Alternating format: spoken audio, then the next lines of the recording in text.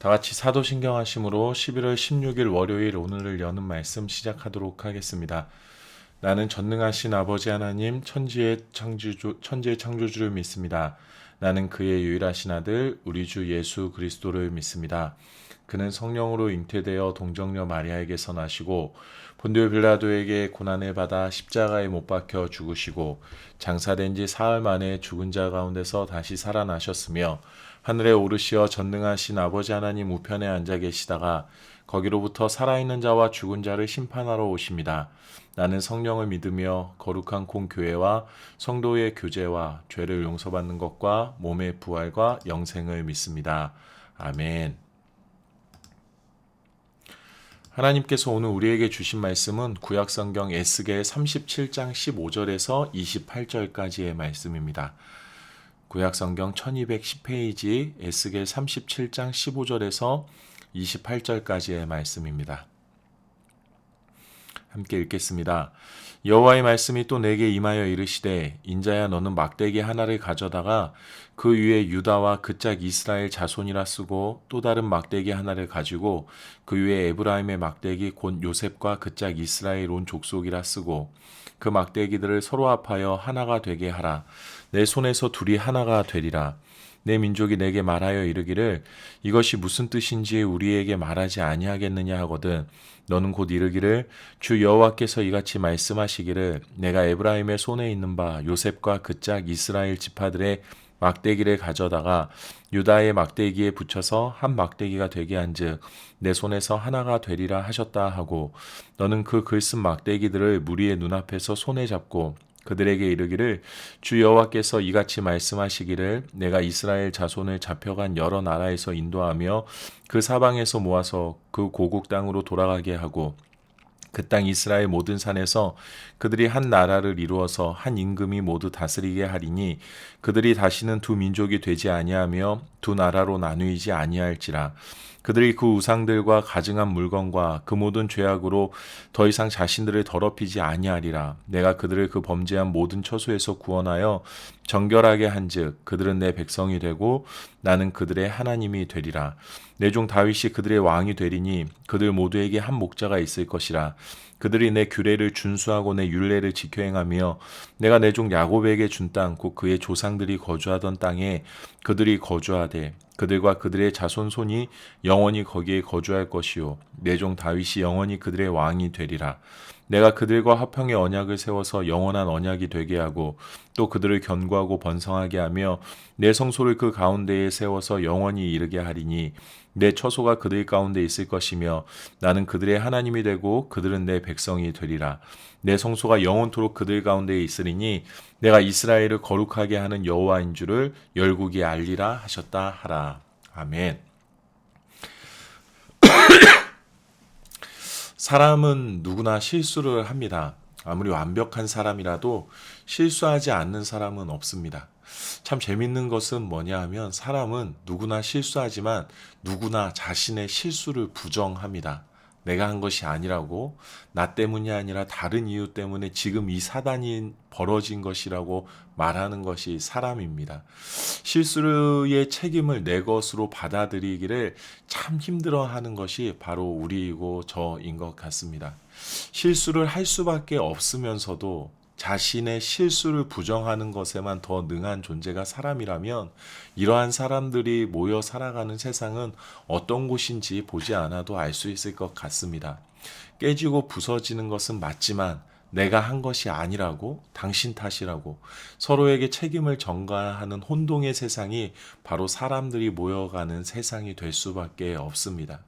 참 다행인 것은 이렇게 모나고 그리고 이렇게 죄악이 가득하고 그리고 자신을 보호하기에 급급한 우리의 이러한 모난 모습에 책임을 지어주시는 분이 계십니다.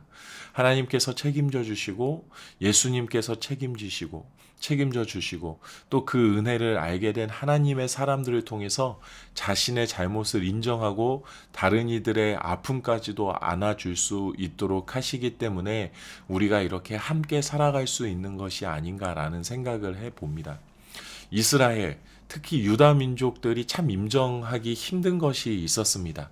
그것은 북이스라엘의 사람들, 사마리아에 살아가는 사람들이 하나님의 축복과 약속 가운데 있다라는 것을 인정하기가 너무나도 힘들었습니다. 예루살렘에 살아가고 있는 남유다 사람들에게는 북이스라엘 사람들은 저주받은 백성들이었습니다. 하나님의 약속이 끊어진 족속들로 여겨졌습니다. 이제는 순수성, 정통성을 잃어버린 이방인보다도 못한 혼혈민족으로 이해를 했습니다. 그래서 아브라함에게 허락하신 약속은 이제 남유다, 이 예루살렘을 지키고 있는 우리 유다 민족들에게만 흐르고 있다라고 생각했습니다. 그런데 이 남유다마저도 멸망하게 됩니다. 그리고 하나님께서 오늘 바벨론의 포로로 끌려온 남유다 백성들에게 북이스라엘과 통일이 되게 하실 것이라고 말씀하십니다. 너희가 그렇게 손가락질하고 너희가 그렇게 하나님께로부터 버림받은 민족이라고 여겨졌던 북이스라엘 사람들과 다시금 통일을 시킬 것이다 라고 말씀하십니다.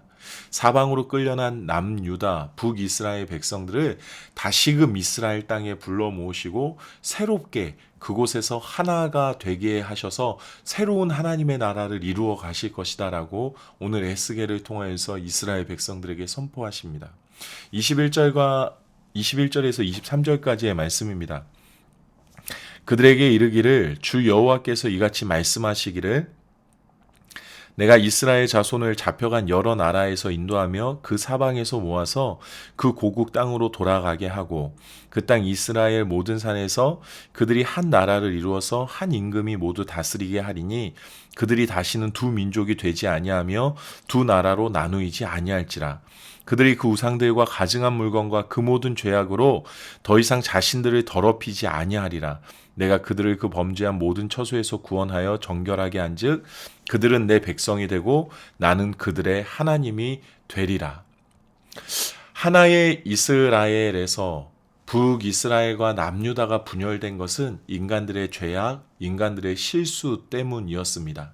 자신들의 실수로 하나님께서 세우신 나라가 분열되었지만 이스라엘 백성들은 이 실수가 내 책임이라고, 우리의 책임이라고 생각하지 않고 서로에게 그 책임을 전가시켰습니다.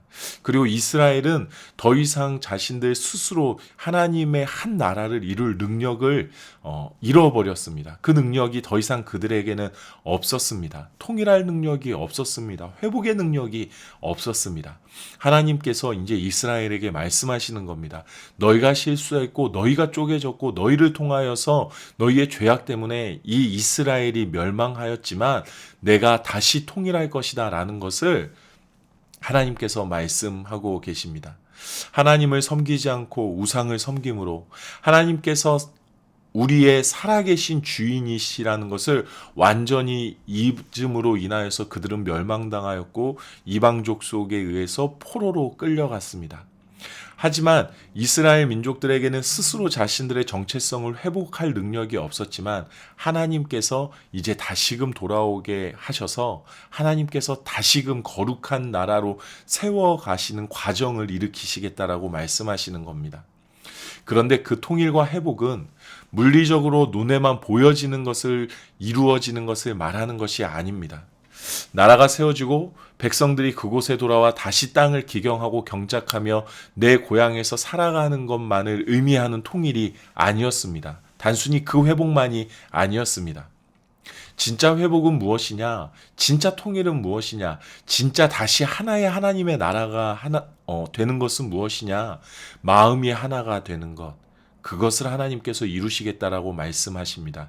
영혼이 하나가 되지 않으면 진정한 하나가 되었다라고 말할 수 없기 때문에 하나님께서 비록 그들의 죄악 때문에 이 모든 사단이 났지만 다시금 하나님께서 불러 모으시고 서로를 증오하고 경멸하는 마음을 완전히 지우시고 하나님께서 하나로 다시 하나님의 나라로 이루어 가시겠다라고 말씀하십니다. 그리고 그 과정 가운데 아주 중요한 하나님의 회복의 역사를 일으킬 하나님께서 다시금 보내실 다윗 왕을 약속해 주십니다. 24절의 말씀입니다. 내 종 다윗이 그들의 왕이 되리니 그들 모두에게 한 목자가 있을 것이라. 그들이 내 규례를 준수하고 내 율례를 지켜 행하며. 하나님께서 다시금 회복하실 통일 이스라엘 왕국, 마음을 하나 되게 하시고 영혼을 하나 되게 하시고 하나의 소망을 바라보며 한 나라로 이루어서 하나님 나라를 향하여서 갈 그 중심에 하나님께서 새롭게 새로운 목자, 하나의 목자 다윗왕을 다시 하나님께서 보내주시겠다라고 말씀하십니다. 이스라엘 역사를 통틀어 볼 때 정말 최고의 왕, 모든 국민이 그를 존경하였고 또 하나님마저도 인정해 주셨던 왕, 그 다윗 왕을 하나님께서 다시금 보내주실 것인데 이 나라에서 영원한 왕으로 하나님 나라와 하나님의 백성들을 그 다윗 왕이 다스리게 될 것이다라고 말씀하고 계십니다. 26절입니다. 내가 그들과 화평의 언약을 세워서 영원한 언약이 되게 하고 또 그들을 견고하고 번성하게 하며 내 성소를 그 가운데 세워서 영원히 이르게 하리니 내 처소가 그들 가운데 있을 것이며 나는 그들의 하나님이 되고 그들은 내 백성이 되리라. 이 영원한 왕 다윗을 통하여서 하나님께서 화평의 언약을 세우실 것이라고 말씀하십니다. 나와 하나님과의 관계 속에서, 나와 적대시하던 사람들과의 관계 속에서, 그리고 완전히 무너지고 깨진 이 관계 가운데에서 영원한 언약을 다윗왕을 통하여서 다시금 세우시고 하나님께서 이로 인하여서 우리의 영원한 하나님이 되어주시고 나는 영원한 하나님의 백성이 되어서 살아가게 하실 것이라는 것을 약속해주고 계십니다. 이 다윗 왕, 영원한 왕, 이 왕은 바로 예수 그리스도를 뜻하는 것입니다. 예수 그리스도께서 우리 가운데 찾아오셔서 우리가 비록 죄악 가운데 실수하고 하나님과의 관계를 깨뜨리고 사람들과의 관계를 깨뜨리고 그 내 실수를 인정하지 못하고 살아가지만 예수님께서 이 땅에 찾아오셔서 우리들을 위해 나를 위해 모든 죄악과 실수를 책임져 주시고 죄로 인한 멀어짐, 하나님과 나의 멀어짐, 나와 사람들의 멀어짐을 다시금 하나로 이루어 주실 것이라는 것을 오늘 우리에게 말씀해 주고 계십니다. 우리가 책임지지 않는 것, 우리가 책임질 수 없는 것을 하나님께서 예수 그리스도를 통해서 모두 다 책임져 주시고 새로운 나라, 새로운 약속, 새로운 삶, 새로운 계획, 새로운 소망, 새로운 회복을 우리 삶에 선물해 주고 계십니다. 이것이 진정한 회복, 진정한 통일이라는 것을 우리에게 말씀해 주고 계십니다. 내가 저지른 실수, 내가 다시금 모아서 그것을 하나로 다시 붙일 수 없지만 예수 그리스도가 우리의 모든 관계 가운데 내 삶의 중심에 서 계실 때에 예수 그리스도를 통한 영원한 화평, 그 화평의 언약이 우리 가운데 세워지게 될 줄로 믿습니다. 예수 그리스도가 그 삶을 다스리지 않는 인생은 실수가 가득한 인생, 실수를 책임지지 않는 인생이 될 수밖에 없습니다. 실수를 떠넘기는 인생이 될 수밖에 없습니다. 하지만 예수 그리스도, 다윗 왕, 새로운 왕이 다스리는 인생은 실수하지만 회복되어지는 인생, 죄 가운데 머물지만 다시금 부활하는 인생, 깨졌지만 다시금 하나로 맞추어지는 인생이 된다라는 것을 우리가 기억해야 합니다. 28절입니다. 내 성소가 영원토록 그들 가운데에 있으리니 내가 이스라엘을 거룩하게 하는 여호와인 줄을 열국이 알리라 하셨다 하라. 예수 그리스도께서 책임져 주시는 삶을 살아가는 사람들은 하나님께서 영원토록 그들의 삶 가운데 함께 하실 것이다 라고 오늘 우리에게 말씀하십니다.